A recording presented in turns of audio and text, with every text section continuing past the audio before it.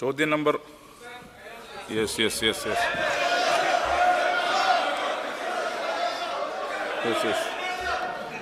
പറഞ്ഞോ. ഈ സഭാ സമ്മേളനത്തോടനുബന്ധിച്ച് ഞങ്ങളുടെ പ്രതിപക്ഷാംഗങ്ങൾ നൽകിയ 49 സ്റ്റാർഡ് ക്വസ്റ്റ്യൻസ് ഒരു മാനദണ്ഡങ്ങളും ഇല്ലാതെ ഇവിടെ സ്പീക്കറുടെ 1-ാം നമ്പർ നിർദ്ദേശത്തിലെ കാര്യങ്ങൾ പറഞ്ഞുകൊണ്ട് സ്പീക്കറുടെ മുൻകാല റൂളിങ്ങുകളെ ധിക്കരിച്ചുകൊണ്ട് ലെജിസ്ലേച്ചർ സെക്രട്ടേറിയറ്റും സർക്കാരും ചേർന്ന് ഞങ്ങളുടെ സ്റ്റാർഡ് ക്വസ്റ്റ്യൻസ് ഏറ്റവും പ്രധാനപ്പെട്ട വലിയ പ്രാധാന്യമുള്ള രാജ്യ താല്പര്യം ഉയർത്തുന്ന സംസ്ഥാന താല്പര്യങ്ങൾ ഉയർത്തിപ്പിടിക്കുന്ന ചോദ്യങ്ങൾ അൺസ്റ്റാർഡാക്കി മാറ്റിയത് ദൗർഭാഗ്യകരമായ സംഭവമാണ്. സാർ, ഇത് ഒരു കാരണവശാലും അനുവദിക്കാൻ പറ്റില്ല. ഈ നിയമസഭയിൽ ഫ്ലോറിൽ ചോദ്യങ്ങൾ ചോദിക്കാനുള്ള പ്രതിപക്ഷത്തിന്റെ അവകാശങ്ങൾ ഹനിച്ചുകൊണ്ട് സാർ ഇത് മുന്നോട്ട് പോയാൽ ഞങ്ങൾ ചോദ്യങ്ങൾ ചോദിക്കുന്നില്ല എന്ന നിലപാടിലേക്കാണ് ഞങ്ങൾ പോകുന്നത്. Let me clear my stand, please. Tell them to keep quiet, please. ഇതിൽ യാതൊരു തരത്തിലുള്ള വിവേചനവും ചെയർ കാണിച്ചിട്ടില്ല. ഭരണപക്ഷ MLA-മാർ സമർപ്പിക്കുന്ന നക്ഷത്ര ചോദ്യമിട്ട ചോദ്യങ്ങൾ ചട്ടം 36(2) പ്രകാരം നക്ഷത്ര ചിഹ്നമിടാത്ത ചോദ്യമാക്കി അനുവദിച്ചിട്ടുണ്ട്. ബഹുമാനപ്പെട്ട പ്രതിപക്ഷ നേതാവിൻ്റെ പ്ലീസ് സം പേഷ്യൻസ് കാണിക്കുക. കുറച്ച് ബഹുമാനപ്പെട്ട അംഗം വളരെ സീനിയർ അംഗമാണ്. അവിടെ ചെയറിലിരുന്നിട്ട് ഒരു പേഷ്യൻസ് കാണിക്കുക. ബഹുമാനപ്പെട്ട പ്രതിപക്ഷ നേതാവിൻ്റെ പരാതിയിൽ ഉന്നയിച്ചിട്ടുള്ള എല്ലാ ചോദ്യങ്ങളുടെയും നോട്ടീസുകളും വാദങ്ങളുടെയും അഭ്യൂഹങ്ങളുടെയും അടിസ്ഥാനത്തിലുള്ളതും തദ്ദേശീയ പ്രാധാന്യം മാത്രമുള്ള വിഷയങ്ങളും ആണെന്നത് വസ്തുത പരിഗണിച്ചാണ് അവ അൺസ്റ്റാർഡ് ചോദ്യങ്ങൾ അനുവദിച്ചിട്ടുള്ളത്. ഇക്കാര്യത്തിൽ മനഃപൂർവ്വമായി യാതൊരു വീഴ്ചയും സംഭവിച്ചിട്ടില്ല. പ്ലീസ് കേൾക്ക്. ചോദ്യങ്ങളുടെ അഡ്മിസിബിലിറ്റി സംബന്ധിച്ച് Shakhtar and Kaul page number 504 ഒന്ന് വളരെ മനസ്സിരുത്തി ഒന്ന് വായിക്കാൻ. The speaker has discretionary power conferred by the rules and inherent in him to admit or disallow question without any reason being assigned by which no one can question. Page 504 ആണ്. ഇതിൽ ചെയറിനൊരു കാര്യം clarify ചെയ്യാനുള്ളത്, നിയമസഭാ ചട്ടം 266 വളരെ കൃത്യമായി പറയുന്നുണ്ട്, ചോദ്യം സംബന്ധിച്ച് നോട്ടീസ് സഭയിൽ ചോദ്യത്തിന് മറുപടി നൽകുന്ന ദിവസം വരെ യാതൊരു പ്രചാരണവും നൽകാൻ പാടില്ല. എന്നാൽ നിങ്ങൾ ഓരോരുത്തരും ആത്മപരിശോധന നടത്തേണ്ടത് പ്രിൻ്റ് വിഷ്വൽ മീഡിയയിലൂടെ സോഷ്യൽ മീഡിയയിലൂടെ പ്രചരണം നൽകിയെന്നുള്ളത് സഭകളുടെ ഉള്ള ചട്ടത്തിൻ്റെ അവകാശ ലംഘനമാണ്. ഈ ക്വസ്റ്റ്യൻ ഡിനൈ ചെയ്തത് ഇതിനകത്ത് യാതൊരു അസ്വാഭാവികതയുമില്ല. ഈ ചോദ്യങ്ങൾ അൺസ്റ്റാർഡായി ഫ്ലോറിൽ വന്നിട്ടുണ്ട്. അതിന് ബന്ധപ്പെട്ട വകുപ്പ് മന്ത്രിമാർ മറുപടി നൽകുകയും ചെയ്യും. ഓർഡർ ചോദ്യം നമ്പർ 1 ശ്രീ കെ ബാബു ചുമതലപ്പെടുത്തിയ പ്രകാരം ശ്രീ ടി സിദ്ദിഖ്. ഇതൊരു ഡിബേറ്റ് അല്ല. ചെയർ ഇവിടെ ക്ലാരിഫൈ ചെയ്തു, ഇതൊരു ഡിബേറ്റ് അല്ല. ബഹുമാനപ്പെട്ട LOP ഒന്ന് ചെയറുമായി സഹകരിക്കണം പ്ലീസ്. യെസ്.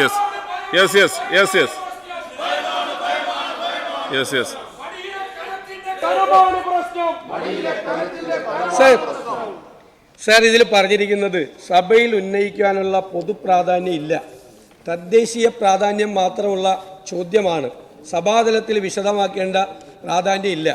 സാർ, കേരളത്തിൻ്റെ ക്രമസമാധാന ചുമതലയുള്ള ADGP RSSന്റെ അഖിലേന്ത്യാ ജനറൽ സെക്രട്ടറി. ചോദ്യം നമ്പർ 1 ശ്രീ കെ ബാബു ചുമതലപ്പെടുത്തിയ പ്രകാരം T Siddique not in the seat. Shri Sunny Joseph ചുമതലപ്പെടുത്തിയ പ്രകാരം Shri Sajeev Joseph not in the seat. Shri Eldhose P Kunnappillil not in the seat. ചോദ്യം നമ്പർ 2 ശ്രീ മുരളി പെരുന്നല്ലി ചുമതലപ്പെടുത്തിയ പ്രകാരം ശ്രീ KV സുമേഷ്. ബഹുമാനപ്പെട്ട മുഖ്യമന്ത്രി,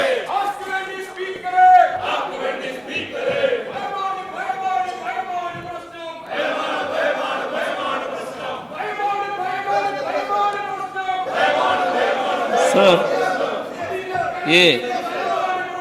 നമ്മുടെ നാടിനെ അടുത്തറിയുന്ന ലോകമെമ്പാടുമുള്ളവർ നൽകുന്ന സംഭാവനയാണ് മുഖ്യമന്ത്രിയുടെ ദുരിതാശ്വാസ നിധിയുടെ പ്രധാന സ്രോതസ്സ്. അതോടൊപ്പം ഓരോ സംസ്ഥാന ബജറ്റിലും നിശ്ചിത വിഹിതം ഇതിലേക്ക് വകയിരുത്തുന്നു. 2016-17 മുതൽ 2024-25 വരെ 1950 കോടി രൂപയാണ് ഇപ്രകാരം നീക്കിവെച്ചത്. ഓഖിയുടെയും പ്രളയത്തിൻ്റെയും കോവിഡ് മഹാമാരിയുടെയും അവസരങ്ങളിലും ഇപ്പോൾ ചൂരൽമല, മുണ്ടക്കൈ എന്നിവിടങ്ങളിലുണ്ടായ ഉരുൾപൊട്ടലിൻ്റെ അവസരത്തിലും ഈ നിധിയിലേക്ക് ജനങ്ങൾ നൽകിയ സംഭാവന വളരെ വലുതാണ്. കഴിഞ്ഞ സർക്കാരിൻ്റെ കാലത്ത് 16/11/2016 പുറപ്പെടുവിച്ച GOMS 586/16/REV ഉത്തരവ് പ്രകാരം ചികിത്സാ സഹായത്തിനും അപകട മരണത്തിനിരയാകുന്നവരുടെ ആശ്രിതർക്കുള്ള ധനസഹായത്തിനുമായുള്ള അപേക്ഷ സ്വീകരിക്കുന്നു മുതൽ ഗുണഭോക്താവിന് ധനസഹായം ബാങ്ക് അക്കൗണ്ടിലേക്ക് നേരിട്ട് ലഭിക്കുന്നതുവരെയുള്ള എല്ലാ നടപടികളും ഓൺലൈൻ മുഖാന്തരമാക്കിയിട്ടുണ്ട്.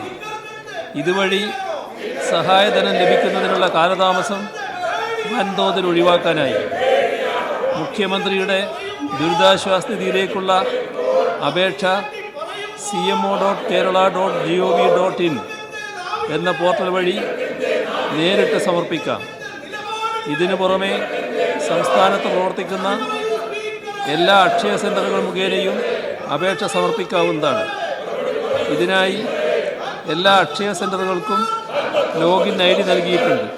മാത്രമല്ല സംസ്ഥാനത്തെ എല്ലാ MLA-മാർക്കും സംസ്ഥാനത്തു നിന്നുള്ള എല്ലാ MP-മാർക്കും നൽകിയിട്ടുള്ള ലോഗിൻ ID-യിലൂടെയും അപേക്ഷകൾ സമർപ്പിക്കാൻ കഴിയും. ഇതിനു പുറമെ തപാലിലൂടെ മുഖ്യമന്ത്രിയുടെ ഓഫീസിൽ ലഭിക്കുന്ന അപേക്ഷകൾ ഓൺലൈനായി മാറ്റുന്നതിനുള്ള സംവിധാനവും ഏർപ്പെടുത്തിയിട്ടുണ്ട്. അപേക്ഷ രജിസ്റ്റർ ചെയ്യപ്പെടുമ്പോൾ അക്കാര്യം ഉടനടി SMS-ആയി അപേക്ഷയിൽ രേഖപ്പെടുത്തിയ മൊബൈൽ നമ്പറിലേക്ക് ലഭിക്കും.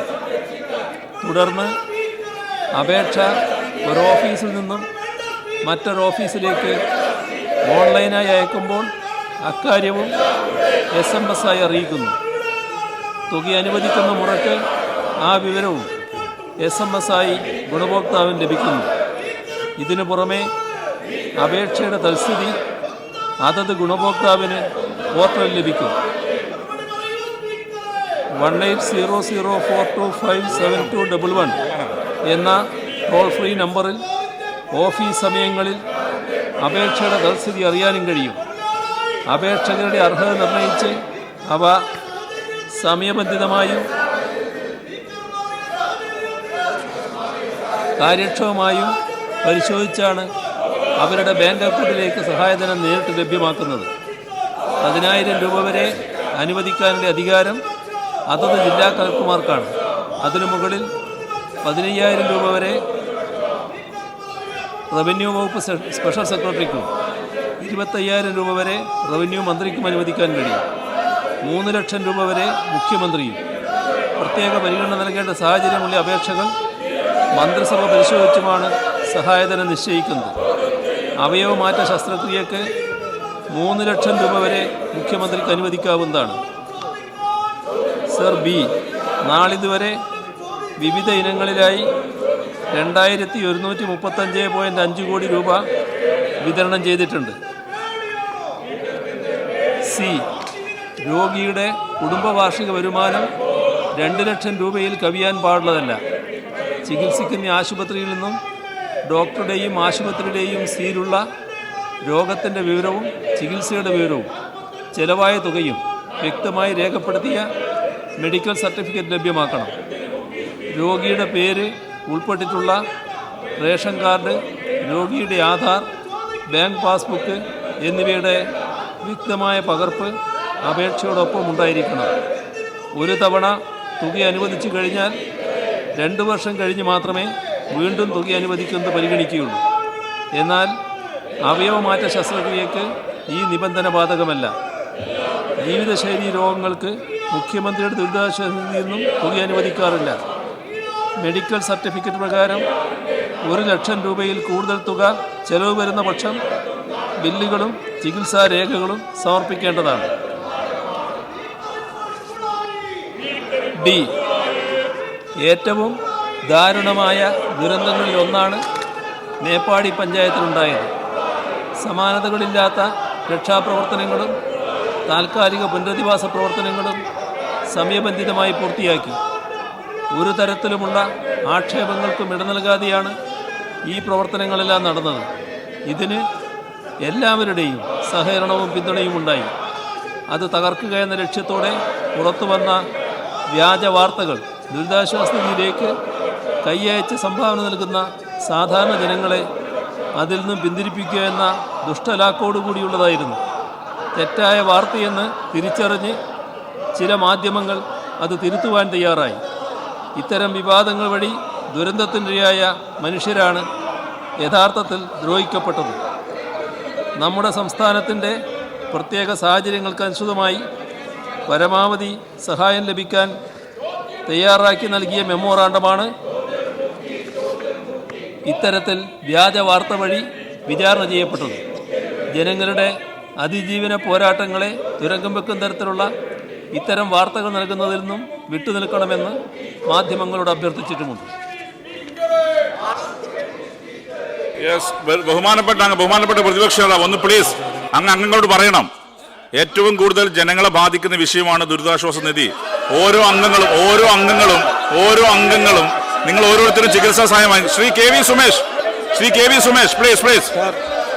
ഇത് പ്രതിപക്ഷത്തിൻ്റെത് അങ്ങേയറ്റം തെറ്റായ നടപടിയാണ് സർ. ജനങ്ങളെ ബാധിക്കുന്ന ചോദ്യോത്തര വേള തന്നെ അലങ്കോലപ്പെടുത്തുക എന്നത് ജനങ്ങളോടുള്ളൊരു വെല്ലുവിളിയാണ്. സർ, എൻ്റെ ചോദ്യം, ദുരിതാശ്വാസ നിധി കേരളത്തിലെ ജനങ്ങൾ വലിയ പ്രതീക്ഷയോടെ നോക്കിക്കാണുന്ന ഒന്നാണ്. അനർഹർ ആനുകൂല്യം കൈപ്പറ്റുന്നതായി വിജിലൻസിൻ്റെ കണ്ടെത്തലിനെ തുടർന്ന് എന്തൊക്കെയാണ് നടപടികൾ സ്വീകരിച്ചത് എന്നാണ് ബഹുമാനപ്പെട്ട മുഖ്യമന്ത്രിയോട് ചോദിക്കുന്നത്. സർ, ഇവിടെ പ്രസ്താവിച്ച കാര്യത്തിൽ വ്യക്തമാക്കാനുള്ളത്, ഗവൺമെൻറ്റിന് ഒരു ചോദ്യവും സാധാരണഗതിയിൽ മറുപടി നൽകുന്നതിന് പ്രയാസമുള്ള കാര്യമല്ല. ഗവൺമെൻറ്റിൻ്റെ കയ്യിലുള്ള വിവരങ്ങൾ എല്ലാ കാലത്തും മറുപടിയായി നൽകാറുണ്ട്. അത് സ്റ്റാർഡ് ക്വസ്റ്റ്യനോ അൺസ്റ്റാർഡ് ക്വസ്റ്റ്യനോ എന്ന പ്രശ്നമില്ല. എല്ലാ ചോദ്യങ്ങൾക്കും വിശദമായി മറുപടി നൽകുന്ന രീതിയാണ് ഗവൺമെൻറ് സ്വീകരിക്കാറുള്ളത്. ചില ചോദ്യങ്ങൾക്ക് അപ്പോൾ മറുപടി നൽകാൻ കഴിഞ്ഞില്ലെങ്കിൽ പിന്നീട് വിവരങ്ങൾ ശേഖരിച്ച് നൽകാറുമുണ്ട്. കഴിയാവുന്നത്ര അതത് ഘട്ടത്തിൽ തന്നെ, അതത് സമയം തന്നെ, അതത് ദിവസം തന്നെ മറുപടി നൽകാനാണ് ഗവൺമെൻറ് എപ്പോഴും ശ്രദ്ധിക്കാറുള്ളത്. സർ, സർക്കാരിന് ഇത്തരം കാര്യങ്ങളിൽ ഒന്നും മറച്ചു വെക്കാനില്ല. ഇവിടെ ബോധപൂർവം സർക്കാരിനെ കൂടി ആക്ഷേപിക്കുന്നതിന് വേണ്ടിയാണ് ഈ ഒരു പ്രശ്നം ഉന്നയിച്ചതെന്നാണ് കാണുന്നത്. ഇത് സ്പീക്കറുടെ ഡിസ്കഷനിൽ പവറിൽപ്പെട്ടതാണ്. സ്പീക്കറിനെതിരെ ഇത്തരത്തിലുള്ള ഒരു നിലപാട് സ്വീകരിക്കുന്നത് ആരോഗ്യകരമായ ഒരു പ്രവർത്തനത്തിൽ പെട്ടതല്ല എന്നത് പ്രതിപക്ഷം മനസ്സിലാക്കുമെന്നാണ് കരുതുന്നത്. ഗവൺമെൻറ്റിനെ ആക്ഷേപിക്കാൻ ഇത്തരത്തിൽ സ്പീക്കറെയും കൂടി ഉപയോഗിച്ചുകൊണ്ട് പുറപ്പെടുന്നത് ഒരു നല്ല കീഴ്വഴക്കമല്ല എന്നത് മനസ്സിലാക്കുന്നത് നല്ലതാണ്. സർ, ഇവിടെ ബഹുമാനപ്പെട്ട അംഗം ചോദിച്ച ചോദ്യത്തിന് പറയാനുള്ളത്, തെറ്റായ നടപടികൾ വലിയ തോതിലാണ് ഈ ദുരിതാശ്വാസ നിധിയുമായി ബന്ധപ്പെട്ട് ഉയർന്നു വന്നത്. അതിലേറ്റവും ഗൗരവതരമായ കാര്യം വയനാടിൻ്റെ പ്രശ്നങ്ങളുമായി ബന്ധപ്പെട്ട് തീർത്തും തെറ്റായ കാര്യങ്ങൾ അവതരിപ്പിക്കാൻ ശ്രമിച്ചു എന്നുള്ളതാണ്. എല്ലാം ലക്ഷ്യമിട്ടത് ദുരിതാശ്വാസ നിധിയെ തകർക്കുക എന്ന രീതിയായിരുന്നു. എന്നാൽ അങ്ങനെ ഒരു അവസ്ഥയല്ല ഉണ്ടായത്. അതുമായി ബന്ധപ്പെട്ട് വിവിധ വിഭാഗം ആളുകൾ ദുരിതാശ്വാസ നിധിയിലേക്ക് സംഭാവന നൽകാൻ സന്നദ്ധരായിട്ടുണ്ട്. അതിന് നല്ല പ്രതികരണവും ഉണ്ടായിട്ടുണ്ട്.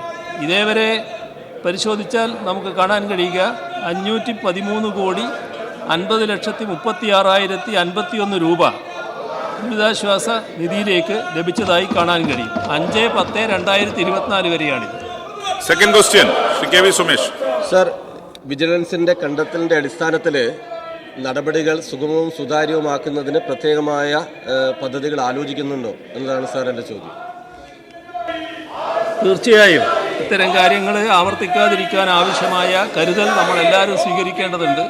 അതിൻ്റെ ഒരു ഭാഗം മാത്രമാണ് നിയമപരമായ നടപടികൾ. എന്നാൽ പൊതുസമൂഹം, ഉത്തരവാദപ്പെട്ട സംഘടനകളും പ്രസ്ഥാനങ്ങളും എല്ലാം ഇതിൻ്റെ ഗൗരവം തിരിച്ചറിഞ്ഞുകൊണ്ട് ഇതിന് സഹായകരമായ, ഇതിനെ പ്രോത്സാഹിപ്പിക്കത്തക്ക, ദുരിതാശ്വാസ നിധിയെ പോലുള്ളതിനെ പ്രോത്സാഹിപ്പിക്കത്തക്ക സമീപനമാണ് സ്വീകരിച്ചു പോകേണ്ടത്. ശ്രീ എം എം മണി.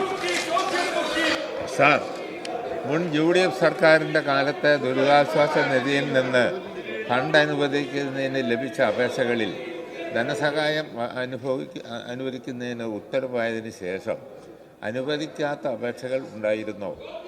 അതിൽ പിന്നീട് ധനസഹായം അനുവദിച്ചിട്ടുണ്ടോ? വിശദാംശം നൽകാമോ? Yes minister. ചില പരാതികൾ അതുമായി ബന്ധപ്പെട്ടുണ്ടായിരുന്നു. ഇപ്പോൾ വിശദാംശങ്ങൾ എൻ്റെ കയ്യിലില്ല. എന്നാൽ അതുമായി ബന്ധപ്പെട്ട് ചില പരാതികൾ ഉണ്ടായി എന്ന് ബഹുമാനപ്പെട്ട അംഗം ചൂണ്ടിക്കാണിച്ചത് ശരിയാണ്. മൈക്ക് തരണമെങ്കിൽ ആളുകൾ അങ്ങോട്ട് ഇരുത്തിക്കണം. നിങ്ങളുടെ അംഗങ്ങൾ അങ്ങോട്ട് ഇരുത്തിച്ചാൽ മൈക്ക് തരും. അല്ല യെസ്, അല്ല ഭീഷണിയൊന്നുമില്ല. ഒരു ക്വസ്റ്റ്യൻ അവർ പോലും നടത്താൻ വിടില്ല എന്ന് പറഞ്ഞാൽ അത് പ്യൂർലി അൺഫെയർ ആണ്. ക്വസ്റ്റ്യൻ അവർ പോലും നടത്താൻ വിടില്ല എന്ന് പറഞ്ഞാൽ പ്യൂർലി അൺഫെയർ ആണ്. It's purely unfair. ഞാൻ വളരെ ക്ലിയറായി ചെയർ പറഞ്ഞു എന്തുകൊണ്ടാണ് ക്വസ്റ്റ്യൻ ഡിനൈ ചെയ്തത്. അത് പറഞ്ഞു ഫ്ലോറിൽ. Tell them to go and take the seat. അവിടെ പോയിരിക്കാൻ പറ. ഇതിനകത്ത് ചെയർ നൽകുന്നതാണ്. നിങ്ങൾ അവിടെ പോയിരുന്നാൽ തരും. ആരാണ് ലീഡർ? ആരാണ്? ഒരുപാട് ലീഡർ ഉണ്ട് ഒപ്പോസിഷന്. ആരാണ് ഒപ്പോസിഷൻ ലീഡർ? ആരാ പറ.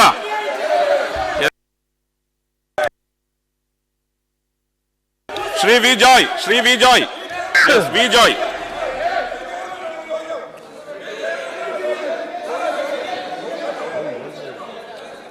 Please Joy please. Shri P Joy please. ഇത് കഴിഞ്ഞിട്ട് തരാം. സർ, സുതാര്യവും സുഗമവുമായി പ്രവർത്തിക്കുന്ന ഒരു സംവിധാനമാണ് കേരളത്തിലെ മുഖ്യമന്ത്രിയുടെ ദുരിതാശ്വാസ നിധി. അതിനെ അപകീർത്തിപ്പെടുത്താനുള്ള ശ്രമം വലിയ തോതിൽ നടക്കുകയാണ്. സാർ, എന്റെ ചോദ്യം, കടൽക്ഷോഭം മൂലം എന്നോട് വർത്തമാനം ഇങ്ങോട്ട് പറഞ്ഞാൽ മതി.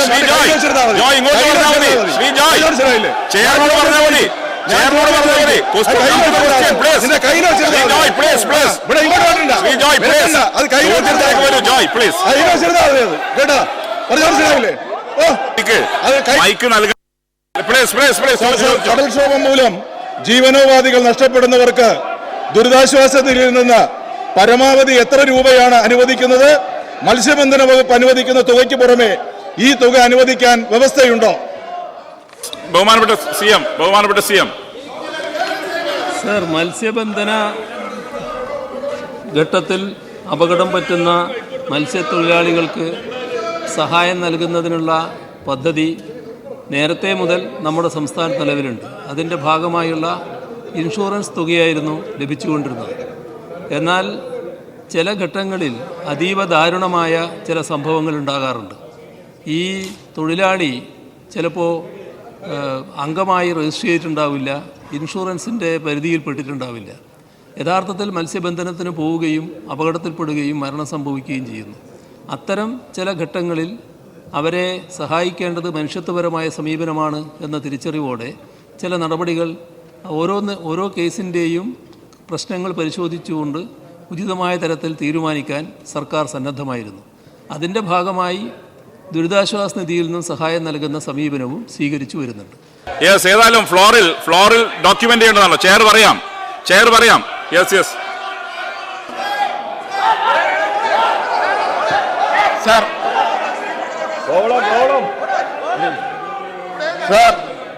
ചെയറിനെതിരായി ബഹുമാനപ്പെട്ട പ്രതിപക്ഷ നേതാവ് തുടർച്ചയായി അധിക്ഷേപങ്ങൾ നടത്തിക്കൊണ്ടിരിക്കുകയാണ്. ആ അധിക്ഷേപത്തിൻ്റെ പാരമ്യമാണ് ഇന്ന് നാം കണ്ടത്. കേരളത്തിൻ്റെ ചരിത്രത്തിലെ ഏറ്റവും അപക്വമതിയായ പ്രതിപക്ഷ നേതാവ് എന്ന പദവിക്ക് അദ്ദേഹം ഇതോടുകൂടി അർഹനായിരിക്കുകയാണ്. ഈ ഫ്ലോറിൽ നിയമസഭയുടെ ചരിത്രം നോക്കിയാൽ ഒരു പ്രതിപക്ഷ നേതാവും ചെയറിനെ ഇതുപോലെ അധിക്ഷേപിച്ചതായിട്ട് നമുക്ക് കാണാൻ കഴിയില്ല. അങ്ങ് ശക്തൻ കൗൾ ഉദ്ധരിച്ചുകൊണ്ടാണ് അങ്ങയുടെ ഡിസ്ക്രിഷണറി റൈറ്റിനെ കുറിച്ച് ഒരു ചോദ്യത്തിൻ്റെ അഡ്മിസിബിലിറ്റി സംബന്ധിച്ച് ശക്തൻ കൗൾ ഉദ്ധരിച്ചുകൊണ്ട് ഇവിടെ വ്യക്തമാക്കുകയുണ്ടായി. ഏറ്റവും ആധികാരികമായിട്ടുള്ള പാർലമെന്ററി പ്രാക്ടീസ് സംബന്ധിച്ച അവസാന വാക്ക് ശക്തൻ കൗളാണ്. ബഹുമാനപ്പെട്ട പ്രതിപക്ഷ നേതാവ് ശക്തൻ കൗളിന് മുകളിൽ തന്നെ സ്വയം പ്രതിഷ്ഠിച്ചിരിക്കുകയാണ്. ആ പ്രതിപക്ഷ നേതാവിൻ്റെ അഹന്തയും അപക്വമായിട്ടുള്ള പെരുമാറ്റവും ഈ സഭയുടെ അന്തസ്സിനെ ഹനിക്കുന്നതാണ് എന്ന് ചൂണ്ടിക്കാണിക്കാൻ ആഗ്രഹിക്കുക. ഇവിടെ ബഹുമാനപ്പെട്ട പാർലമെന്ററി കാര്യമന്ത്രി പറഞ്ഞതുപോലെ നമ്മുടെ സഭയുടെ ചരിത്രത്തിൽ ഇതേവരെ ഉണ്ടായിട്ടില്ലാത്ത അധിക്ഷേപ വാക്കുകളാണ് ചെയറിനെക്കുറിച്ച് ബഹുമാനപ്പെട്ട പ്രതിപക്ഷ നേതാവിൽ നിന്നുണ്ടായത്. സർ, നമ്മൾ ഈ ബഹുമാനപ്പെട്ട എന്ന് മുന്നിൽ ചേർക്കുന്നത് നമ്മുടെ ഒരു പാർലമെൻ്ററി നടപടിക്രമത്തിൻ്റെ ഭാഗമായിട്ടാണ്. അത് ആ പരസ്പര ബഹുമാനം നമ്മൾ നിലനിർത്തി പോകുക എന്നുള്ളതാണ്. പക്ഷേ ഇവിടെ ബഹുമാനപ്പെട്ട പാർലമെൻ്ററി കാര്യമന്ത്രി പറഞ്ഞതുപോലെ നിലവാരമില്ലാത്ത ഒരു പ്രതിപക്ഷ നേതാവാണ് താൻ എന്ന് അദ്ദേഹം പല ഘട്ടങ്ങളിലുള്ള നടപടികളിലൂടെ ഇവിടെ തെളിയിച്ചിട്ടുണ്ട്. സർ, അതിൻ്റെ പാരമ്യത, അതിൻ്റെ മൂർധന്യ ദശയാണ് ഇന്ന് കണ്ടത്. അത് എത്രമാത്രം ഈ തരത്തിൽ അധപ്പതിക്കാം എന്നതാണ് പ്രതിപക്ഷ നേതാവിൻ്റെ ഈ വാക്കുകൾ തെളിയിക്കുന്നത്. ഇത് ഈ സഭ അവജ്ഞയോടെ തള്ളുകയാണ്, ഒരു തരത്തിലും അംഗീകരിക്കാൻ കഴിയുന്ന ഒന്നല്ല എന്നാണ് എനിക്ക് പറയാനുള്ളത്. യെസ്, ഇതിൽ ഇപ്പോൾ ഉണ്ടായ സംഭവിക്കാസ് പ്ലീസ്. ബഹുമാനപ്പെട്ട മുഖ്യമന്ത്രി പറഞ്ഞു, പാർലമെന്ററി മിനിസ്റ്ററും മുഖ്യമന്ത്രിയും പറഞ്ഞു. പ്ലീസ്, ബഹുമാനപ്പെട്ട ശിവൻകുട്ടി ഇരിക്കണം പ്ലീസ്. യെസ്, ഇതിൽ ബഹുമാനപ്പെട്ട പ്രതിപക്ഷ നേതാവിൽ നിന്നുണ്ടായ പരാമർശം തീർത്തും നിർഭാഗ്യകരമാണ്. പ്രതിപക്ഷ നേതാവ് പ്രസംഗിക്കാൻ വേണ്ടി എഴുന്നേറ്റപ്പം ചെയർ മൈക്ക് നൽകി. അദ്ദേഹത്തിൻ്റെ അംഗങ്ങളോട് തിരിച്ച് ചെയറിലേക്ക് പോകാൻ ആവശ്യപ്പെടുകയും ചെയ്തു. അദ്ദേഹത്തിൻ്റെ ഏതാണ്ട് എല്ലാ അംഗങ്ങളും പോയപ്പോഴും ശ്രീ മാത്യു കുഴൽനാട് ഇവിടെ നിന്ന് ബഹളം വെച്ചു. അതുകൊണ്ടാണ് അത്തരമൊരു ചോദ്യം ബഹുമാനപ്പെട്ട പ്രതിപക്ഷ നേതാവിന് ചോദിക്കേണ്ടി വന്നത്. കാരണം പ്രതിപക്ഷ നേതൃത്വം നയിക്കുന്ന പ്രതിപക്ഷ നേതാവ് പറഞ്ഞിട്ട് പോലും ഒരംഗം ഇവിടെ നിന്ന് ചെയറിന് അഭിമുഖമായി നിന്ന് ബഹളം വെച്ചപ്പോഴാണ് അത്തരമൊരു ചോദ്യം ചോദിച്ചത്. പ്രതിപക്ഷ നേതാവ് ചെയറിനെതിരെ നടത്തിയ ഒരു പരാമർശവും സഭാരേഖയിൽ ഉണ്ടായിരിക്കുന്നതല്ല. ശ്രീമതി ശാന്തകുമാരി.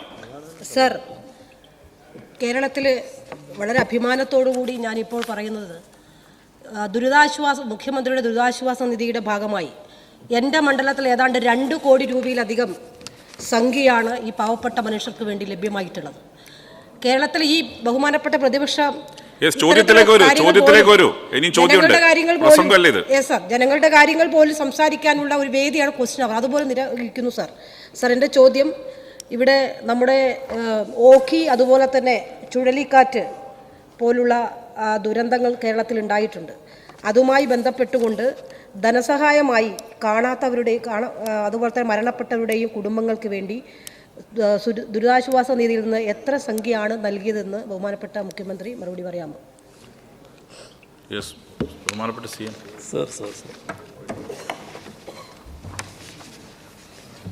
സർ, ഓക്കിയുടെ നമ്മുടെ സംസ്ഥാനത്ത് മത്സ്യത്തൊഴിലാളി മേഖലയിൽ ഉള്ളവരെയാണ് ഏറ്റവും കൂടുതൽ ഓക്കി ദുരന്തം ബാധിച്ചത്. സർ, അതിൽ അന്നേ വരെ നമ്മുടെ സംസ്ഥാനത്ത് നൽകി വന്നിരുന്ന ഇത്തരം ദുരന്തങ്ങളിലെ ധനസഹായ രീതി ആകെ നമ്മൾ മാറ്റിമറിക്കുകയായിരുന്നു. അതിൻ്റെ ഭാഗമായാണ് 20 ലക്ഷം രൂപ വീതം മരണപ്പെട്ട ഓരോ കുടുംബത്തിനും നൽകുന്ന നടപടിയെടുത്തത്. സർ, അതേപോലെ പരിശോധിച്ചാൽ കാണാൻ കഴിയും, കാലാവസ്ഥാ വ്യതിയാനം മൂലം കടൽ പ്രക്ഷുബ്ധമാകുമ്പോൾ മത്സ്യബന്ധനത്തിന് പോകാൻ കഴിയാത്ത മത്സ്യത്തൊഴിലാളികൾ, അവരെ കടലിൽ പോകുന്നതിന് നമ്മൾ തന്നെയാണ്, സർക്കാർ തന്നെ വിലക്ക് ഏർപ്പെടുത്തുന്നു. പോകുന്നത് ജീവന് ഹാനി ഉണ്ടാക്കുന്നതാണ് എന്നുള്ളതുകൊണ്ട് അത്തരം മേഖലയിൽ ആ കുടുംബങ്ങൾക്ക് സൗജന്യ റേഷൻ നൽകുന്ന നടപടിയെടുക്കുന്നുണ്ട്. അതെല്ലാം പലതും ദുരിതാശ്വാസ നിധിയിൽ നിന്നാണ് ആ തുക അനുവദിക്കേണ്ടി വരുന്നത്. ശ്രീ മുഹമ്മദ് മൊഹസിൻ. സർ, ഈ ദുരിതാശ്വാസ നിധിയിലേക്ക് ആളുകൾ ചികിത്സാ സഹായത്തിന് വേണ്ടി അപേക്ഷ കൊടുക്കുമ്പോൾ 2-3 ആശുപത്രികൾ അല്ലെങ്കിൽ ഒന്നിലധികം ആശുപത്രികൾ, ക്യാൻസറായിട്ടോ മറ്റുമായിട്ടും ഒന്നിലധികം ആശുപത്രികളിൽ പോയിട്ടുണ്ടെങ്കിൽ അവസാനം കിട്ടുന്ന ആശുപത്രിയിൽ നിന്നായിരിക്കും മെഡിക്കൽ സർട്ടിഫിക്കറ്റ് കിട്ടുക. അത് ചിലപ്പോൾ കുറഞ്ഞ തുകയായിരിക്കും. ഈ 2-3 ആശുപത്രിയിൽ പോയി ഒരുപാട്, ഇപ്പോൾ 7 ലക്ഷം 8 ലക്ഷമൊക്കെ ചിലവായിട്ടുണ്ടാവും. പക്ഷേ അവർക്ക് ലാസ്റ്റ് പോയ ആശുപത്രിയിൽ നിന്ന് 1 ലക്ഷം രൂപയുടെ ആയിരിക്കും കിട്ടുന്നുണ്ടാവുക. അങ്ങനെ വന്നു കഴിഞ്ഞാൽ എല്ലാ ബില്ല് സമർപ്പിച്ചാലും വളരെ കുറഞ്ഞ തുകയാണ് അവർക്ക് കിട്ടുക. അപ്പോൾ ഈ 3-4 ആശുപത്രിയിൽ പോയിട്ടുണ്ടെങ്കിൽ അതിൻ്റെ മൊത്തമായിട്ട് ലാസ്റ്റുള്ള ആശുപത്രിയിൽ നിന്ന് ഡോക്ടർ എഴുതി കൊടുക്കുകയില്ല. അപ്പോൾ അതിനുള്ളൊരു പരിഹാരം കാണാൻ എന്തെങ്കിലും നടപടി സ്വീകരിക്കാൻ കഴിയുമോ എന്നാണ് എൻ്റെ ചോദ്യം. ബഹുമാനപ്പെട്ട CM. സർ, സാധാരണ നിലയിൽ ഇത്തരം കാര്യങ്ങളിൽ ഈ ആശുപത്രികൾ പലയിടത്ത് പോകേണ്ടി വരുമായിരിക്കും. പക്ഷേ മെച്ചപ്പെട്ട ആശുപത്രികളിലേക്കാണല്ലോ പിന്നീട് പോവുക. അപ്പോൾ അതിൻ്റെ ഭാഗമായി വരുന്ന ഏറ്റവും ഉയർന്ന ആശുപത്രിയിലെ ബിൽ തുകയായിരിക്കും വരുന്നുണ്ടാകുക. ഇതിൽ ആ ചിലവായ തുക മാത്രമല്ല പരിഗണിക്കുന്നത്, വേണ്ടി വരുന്ന തുക ആൻറ്റിസിപ്പേറ്റഡ് എക്സ്പെൻഡിച്ചർ എന്ന് പറഞ്ഞുകൊണ്ട് ആ ഡോക്ടർ സാക്ഷ്യപ്പെടുത്തുന്നുണ്ട്. അതുകൂടി പരിഗണിച്ചുകൊണ്ടുകൂടിയാണ് സംഖ്യ അനുവദിക്കുന്നത്. അപ്പോൾ വലിയ പരാതി അത് സംബന്ധിച്ചുണ്ടായിട്ടില്ല. ഏതെങ്കിലും പ്രത്യേക പ്രശ്നമുണ്ടെങ്കിൽ അത് ശ്രദ്ധയിൽപ്പെടുത്തിയാൽ നമുക്ക് പരിശോധിക്കാൻ സംവിധാനം ഉണ്ടാക്കുകയും ചെയ്യും. Shrimati K Shailaja teacher. Sir, മാതൃകാപരമായ പുനരധിവാസ പദ്ധതികളാണ് കേരളം ബുദ്ധിമുട്ടുകൾ ഉണ്ടാകുമ്പോൾ സ്വീകരിച്ചു വരുന്നത്.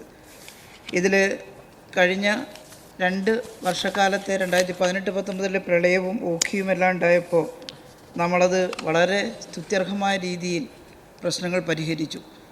ഒരു ദുരന്തമുണ്ടാകുമ്പോൾ കേന്ദ്ര ഗവൺമെൻറ് അത് പരിഹരിക്കാൻ ആവശ്യമായിട്ടുള്ള നല്ല സഹായം ചെയ്യണമെന്നുള്ളതാണ് ഫെഡറൽ ഭരണ വ്യവസ്ഥയുടെ ഏറ്റവും കാതലായ വശം. നമ്മൾ ഇത്രയും തുക ചെലവഴിച്ചിട്ടും കേന്ദ്ര ഗവൺമെൻറ്റിൽ നിന്ന് എത്ര തുക ലഭ്യമായി എന്നുള്ളത് പറയാമോ സർ? ബഹുമാനപ്പെട്ട CM. സർ, ഇതിൽ വളരെ ഇന്നത്തെ കാലത്ത് പ്രസക്തമായ ഒരു ചോദ്യമാണ് ബഹുമാനപ്പെട്ട അംഗം ചോദിച്ചത്. നാം ഒരു വലിയ ദുരന്തമാണ് നേരിടേണ്ടി വന്നത്. ആ ദുരന്തത്തിൽ നമ്മോടൊപ്പം സഹതപിക്കാൻ രാജ്യമാകെ, ലോകം തന്നെ തയ്യാറാവുകയും ചെയ്തു.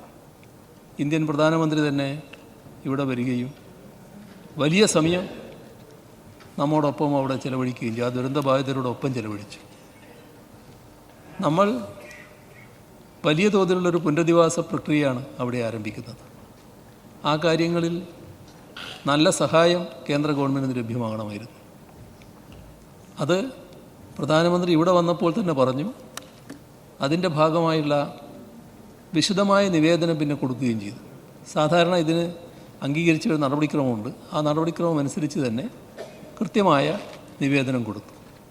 അതിൽ SDRF അനുസരിച്ച് നൽകാവുന്ന തുകയും, എന്നാൽ നമ്മുടെ ആവശ്യങ്ങൾ അത് പ്രത്യേകമായി ചൂണ്ടിക്കാണിച്ചുകൊണ്ട് അതിൻ്റെ ഭാഗമായി നമുക്ക് ലഭിക്കേണ്ട തുകയും കാണിക്കുകയുണ്ടായി. പക്ഷേ നല്ല പ്രതീക്ഷയിലാണ് നമ്മൾ തുറന്ന് നിലനിന്നത്. പ്രധാനമന്ത്രിയെ പിന്നീട് ഒരു ഘട്ടത്തിൽ നേരിട്ട് കണ്ടു ഈ പ്രശ്നം ഉന്നയിച്ചു. മറ്റ് സംസ്ഥാനങ്ങൾക്ക് ഇതിനിടയിൽ ചില ദുരന്തങ്ങളുണ്ടായി. അവിടങ്ങളിൽ ചില ഇടക്കാല സഹായം കൊടുക്കുന്നത് നമ്മൾ കണ്ടു. നമ്മുടെ കാര്യത്തിൽ ഒരു സഹായവും ഇതേവരെ ലഭ്യമായിട്ടില്ല. ലഭിച്ച സഹായമെന്ന് മാധ്യമങ്ങൾ റിപ്പോർട്ട് ചെയ്തത് സാധാരണ SDRFൽ തരേണ്ട തുകയുണ്ട്. അത് ദുരന്തമുണ്ടായാലും ഇല്ലെങ്കിലും വരുന്നതാണ്. അതുമാത്രമാണ് ഇപ്പോൾ തന്നിട്ടുള്ളത്. ഈ പ്രത്യേക ദുരന്തത്തിൻ്റെ ഭാഗമായുള്ള ഒരു സഹായവും ഇതേവരെ സംസ്ഥാനത്തിന് ലഭിച്ചിട്ടില്ല. ഈ കഴിഞ്ഞ മന്ത്രിസഭാ യോഗം ഇത് ഗൗരവമായി പരിഗണിക്കുകയും ഒന്നുകൂടി കേന്ദ്ര സർക്കാരിൻ്റെ ശ്രദ്ധയിൽ പെടുത്താനും സഹായം ലഭ്യമാക്കണമെന്ന് ആവശ്യപ്പെടാനും തീരുമാനിച്ചിട്ടുണ്ട്. നാട്ടിൽ ഇതുമായി ബന്ധപ്പെട്ട് വലിയ തോതിലുള്ള പ്രതിഷേധം ആളുകളിൽ ഉയർന്നു വരുന്നുണ്ട്. ദുരന്തബാധിതർ തന്നെ വയനാട്ടിൽ ചില പ്രക്ഷോഭങ്ങൾ ഏർപ്പെട്ടതായി വാർത്തയും വന്നു കഴിഞ്ഞിട്ടുണ്ട്. ഏതായാലും കേന്ദ്ര ഗവൺമെൻറ് ഫലപ്രദമായ നടപടി സ്വീകരിക്കുമെന്ന് തന്നെയാണ് ഇപ്പോഴും പ്രതീക്ഷിക്കുന്നത്. കാരണം പ്രതീക്ഷ കൈവിടാൻ പറ്റില്ല. ചോദ്യം നമ്പർ 3 ശ്രീ ചന്ദ്രശേഖരൻ, ബഹുമാനപ്പെട്ട ഭക്ഷ്യ പൊതുവിതരണ വകുപ്പ് മന്ത്രി. സർ, ഉണ്ട് കേരളത്തിലെ കൃഷിഭൂമിയുടെ ദൗർലഭ്യം, ഉയർന്ന ജനസാന്ദ്രത, ഉൽപ്പാദന ഘടകങ്ങളുടെ വിലവർധനവ്, ഉയർന്ന കൂലി നിരക്ക് എന്നിവ കേരളത്തിൻ്റെ കാർഷിക ഉൽപ്പാദനത്തെ ദോഷകരമായി ബാധിക്കുന്ന ഘടകങ്ങളാണ്. എന്നാൽ ലഭ്യമായ കൃഷിഭൂമി പരമാവധി പ്രയോജനപ്പെടുത്തുന്നതിന് കർഷകരെ പ്രോത്സാഹിപ്പിക്കുന്ന നിലപാടുകളാണ് സംസ്ഥാന സർക്കാർ സ്വീകരിച്ചു വരുന്നത്. കേരളത്തിൻ്റെ ആവശ്യകതയ്ക്കനുസരിച്ച് ഉൽപ്പാദനം നടത്താൻ മേൽ ഘടകങ്ങൾ തടസ്സമായി നിൽക്കുന്നതിനാലാണ് കേരളം ഭക്ഷ്യവസ്തുക്കൾക്കായി മറ്റ് സംസ്ഥാനങ്ങളെ ആശ്രയിക്കേണ്ടി വരുന്നത്. കാലാവസ്ഥാ വ്യതിയാനം, പ്രകൃതിക്ഷോഭം എന്നിങ്ങനെയുള്ള കാരണങ്ങളാൽ മറ്റ് സംസ്ഥാനങ്ങളിൽ കൃഷി നശിക്കുന്ന സാഹചര്യങ്ങളിൽ കേരളത്തിലും ഭക്ഷ്യവസ്തുക്കളുടെ ലഭ്യതക്കുറവും അതുവഴി വിലക്കയറ്റവും ഉണ്ടാകാറുണ്ട്. എന്നാൽ ഇത്തരം സാഹചര്യങ്ങളിൽ സപ്ലൈകോ, കൺസ്യൂമർ ഫെഡ്, മറ്റ് സഹകരണ സ്ഥാപനങ്ങൾ എന്നിവയിലൂടെ സർക്കാർ നടത്തുന്ന ശക്തമായ വിപണി ഇടപെടലിലൂടെ പൊതുവിപണിയിലെ വിലക്കയറ്റം വലിയ തോതിൽ നിയന്ത്രിക്കുവാൻ സംസ്ഥാനത്തിന് കഴിഞ്ഞിട്ടുണ്ട്. സർ, ഉണ്ട് സംസ്ഥാനത്തെ നിത്യോപയോഗ സാധനങ്ങളുടെ വിലക്കയറ്റം സംബന്ധിച്ച വിവരങ്ങൾ അവലോകനം ചെയ്യുന്നതിനായി 23/11/2023 ഗവൺമെൻറ് ഓർഡർ പ്രകാരം ചീഫ് സെക്രട്ടറി അധ്യക്ഷനായി സംസ്ഥാനതല കമ്മിറ്റി രൂപീകരിച്ചിട്ടുണ്ട്. എല്ലാ മാസവും യോഗങ്ങൾ ചേർന്ന് സമർപ്പിക്കുന്ന ശുപാർശകൾ സഹിതമുള്ള റിപ്പോർട്ട് തുടർ നടപടികൾ സ്വീകരിക്കുന്നതിനായി ഉന്നതതല കമ്മിറ്റിക്ക് ലഭ്യമാക്കുന്നുമുണ്ട്. സർ, ജില്ലാ കളക്ടർമാരുടെ നേതൃത്വത്തിൽ പൊതുവിതരണ ഉപഭോക്തൃകാര്യം, ലീഗൽ മെട്രോളജി, ഭക്ഷ്യസുരക്ഷ, റവന്യൂ, പോലീസ് എന്നീ വകുപ്പുകളിലെ ഉദ്യോഗസ്ഥർ പൊതുവിപണികളിൽ പരിശോധന നടത്തിവരുന്നു.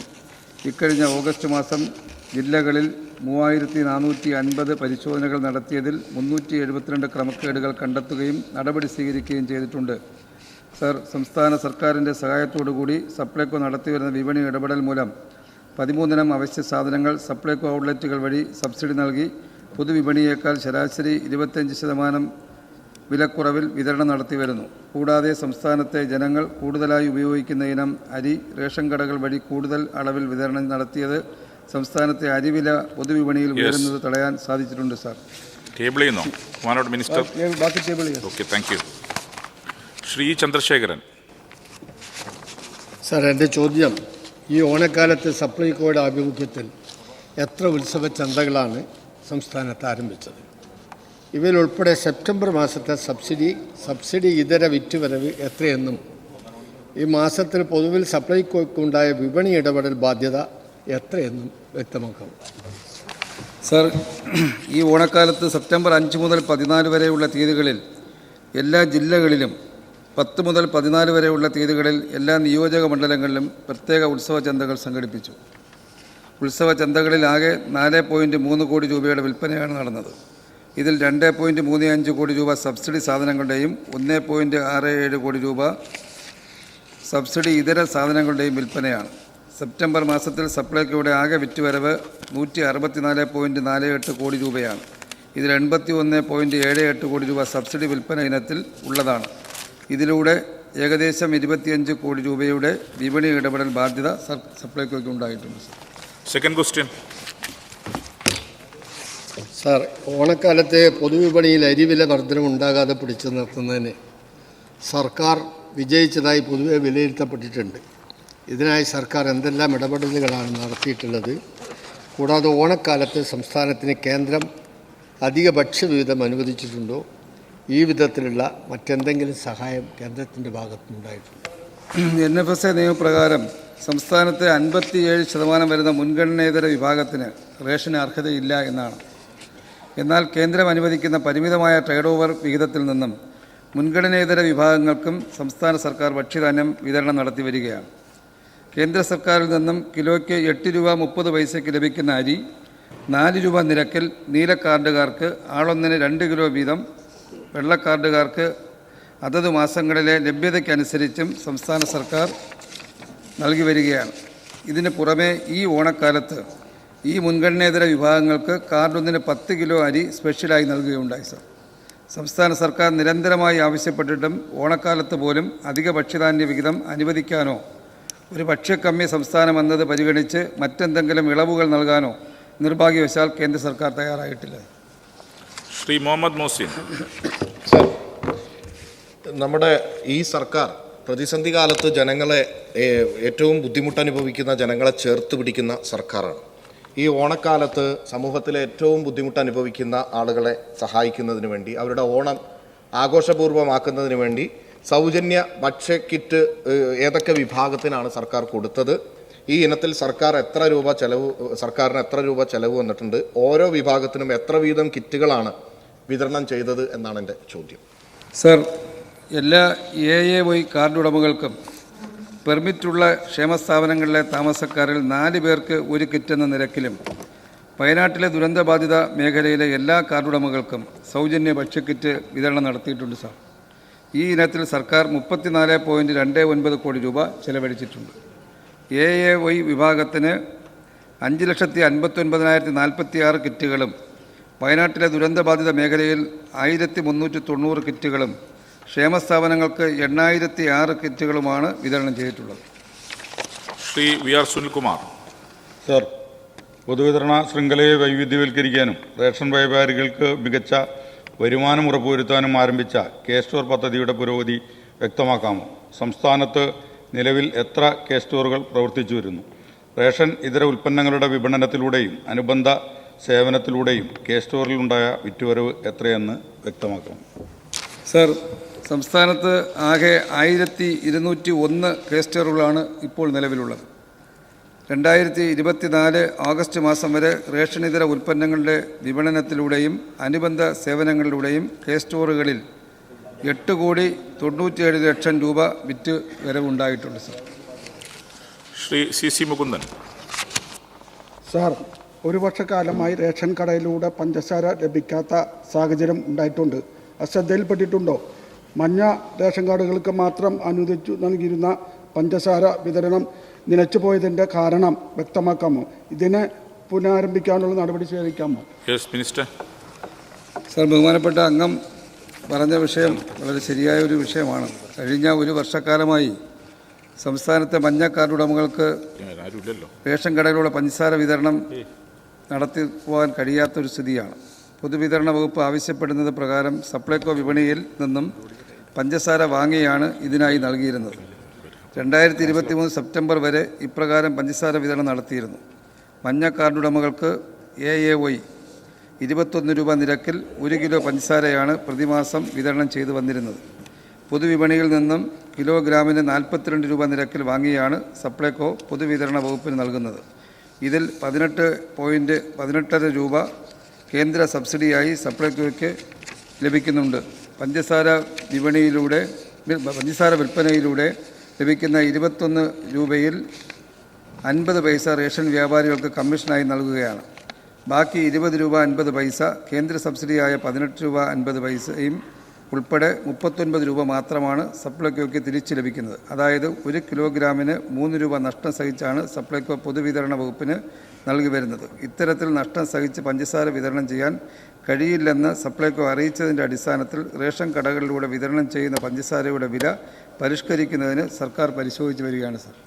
ശ്രീ ജോബ് മൈക്കൽ.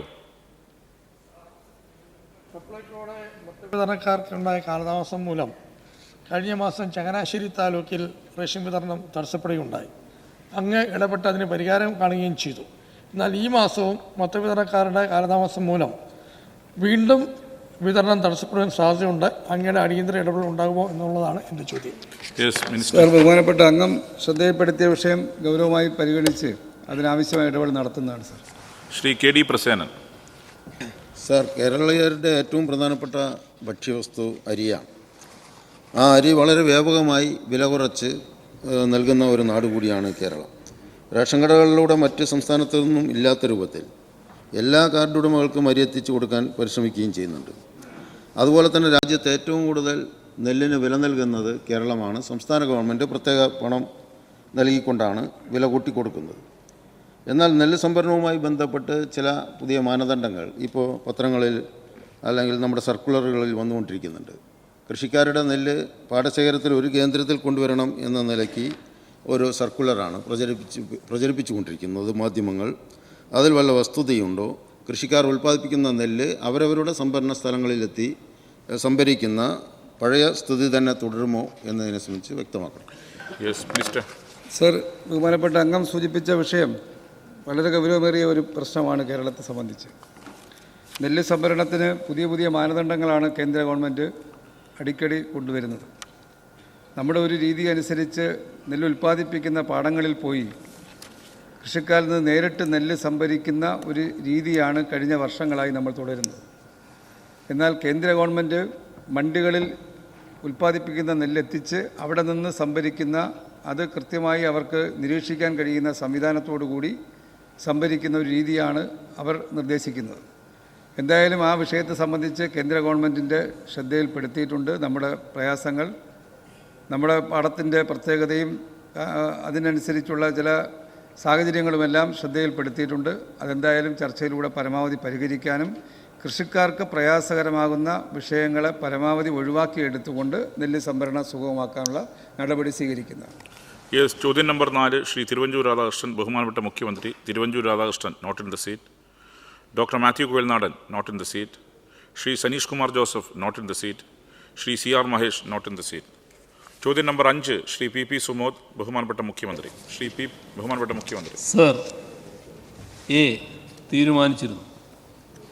B 2024-25 പുതുക്കിയ കേന്ദ്ര ബജറ്റിന് മുന്നോടിയായി കേന്ദ്ര ധനകാര്യ വകുപ്പ് മന്ത്രി സംസ്ഥാന ധനകാര്യ വകുപ്പ് മന്ത്രിമാരുമായി നടത്തിയ ചർച്ചയിൽ സംസ്ഥാനം നിലവിൽ നേരിടുന്ന ധനഞെരുക്കം പരിഹരിക്കുന്നതിനായി 24,000 കോടി രൂപയുടെ സ്പെഷ്യൽ പാക്കേജ് അനുവദിക്കുന്നതിനായി അഭ്യർത്ഥിച്ചിരുന്നു. സംസ്ഥാനത്തോട് കേന്ദ്ര സർക്കാർ സ്വീകരിച്ചു പോരുന്ന നയങ്ങളിലും സമീപനങ്ങളിലും മാറ്റം വരുത്തി സംസ്ഥാനത്തിന് അർഹമായ കേന്ദ്രവിഹിതം സമയബന്ധിതമായി അനുവദിക്കണമെന്നാവശ്യപ്പെട്ട് മുഖ്യമന്ത്രിയും ധനകാര്യവകുപ്പ് മന്ത്രിയും നിരവധി കത്തുകളും നിവേദനങ്ങളും പ്രധാനമന്ത്രിക്കും കേന്ദ്ര ധനകാര്യവകുപ്പ് മന്ത്രിക്കും നൽകിയിട്ടുണ്ട്.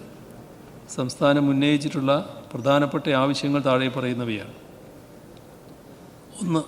ഒന്ന് സംസ്ഥാന സർക്കാരിൻ്റെ കീഴിൽ പ്രവർത്തിക്കുന്ന പ്രത്യേക ഉദ്ദേശ സ്ഥാപനങ്ങൾ അവരുടെ സ്വന്തം നിലക്കെടുക്കുന്ന വായ്പകൾ സംസ്ഥാന സർക്കാരിൻ്റെ പൊതുകടത്തിൻ്റെ ഭാഗമാണെന്ന നിലപാട് സ്വീകരിച്ച് സംസ്ഥാനത്തിൻ്റെ ആകെ കടമെടുപ്പിൽ കേന്ദ്ര സർക്കാർ 2022-23 സാമ്പത്തിക വർഷം മുതൽ കുറവ് വരുത്തുന്ന സമീപനത്തിൽ മാറ്റം വരുത്തുക. 2.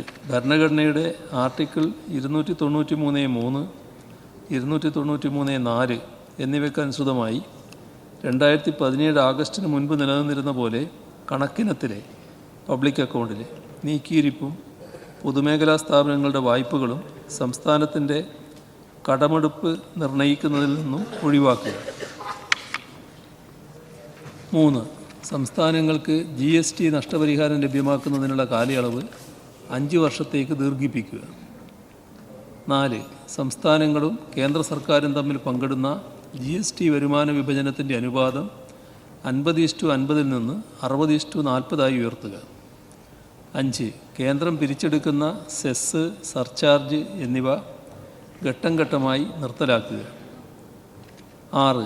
കേന്ദ്ര ധനകാര്യ കമ്മീഷൻ ശുപാർശ പ്രകാരമുള്ള തദ്ദേശ സ്വയംഭരണ സ്ഥാപനങ്ങൾക്കുള്ള ഗ്രാൻറ്റുകൾ, ഹെൽത്ത് ഗ്രാൻറ്റ്, സംസ്ഥാന ദുരന്ത ലഘൂകരണ നിധി എന്നിവയിൽ ലഭ്യമാകേണ്ട കുടിശ്ശിക തുക അനുവദിക്കുക. 7.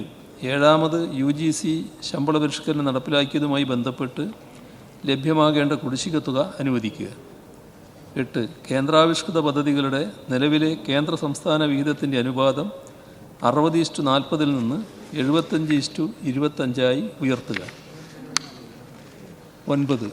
മൂലധന നിക്ഷേപങ്ങൾക്കായി സംസ്ഥാനങ്ങൾക്ക് കേന്ദ്രം അനുവദിച്ചിരിക്കുന്ന 50 വർഷ പലിശരഹിത വായ്പാ സഹായ പദ്ധതി ലഭ്യമാകുന്നതിനുള്ള നിർബന്ധിത വ്യവസ്ഥകളിലൊന്നാണ് കേന്ദ്രാവിഷ്കൃത പദ്ധതികളുടെ ബ്രാൻഡിംഗ് മാർഗനിർദ്ദേശങ്ങൾ പാലിക്കണമെന്നത്. ഈ നിർബന്ധിത വ്യവസ്ഥ ഒഴിവാക്കുക. 10. സംസ്ഥാനം കാലങ്ങളായി ആവശ്യപ്പെടുന്ന AIMS എയിംസ് സ്ഥാപിക്കൽ, റെയിൽവേ വികസനം മുതലായവ സാധ്യമാക്കുക.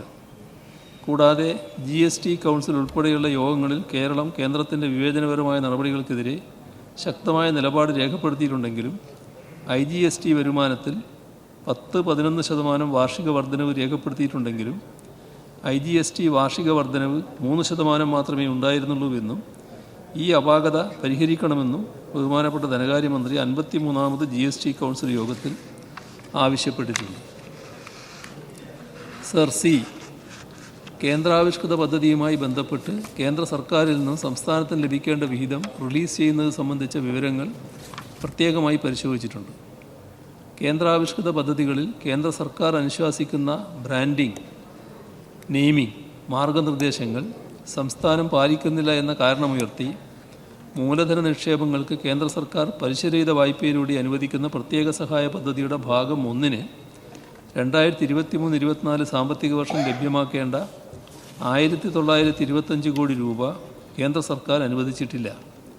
നടപ്പ് സാമ്പത്തിക വർഷം പ്രസ്തുത പദ്ധതിയുടെ ഭാഗം 1-ൽ 1059 കോടി രൂപ കേന്ദ്രം വകയിരുത്തിയിട്ടുണ്ട്.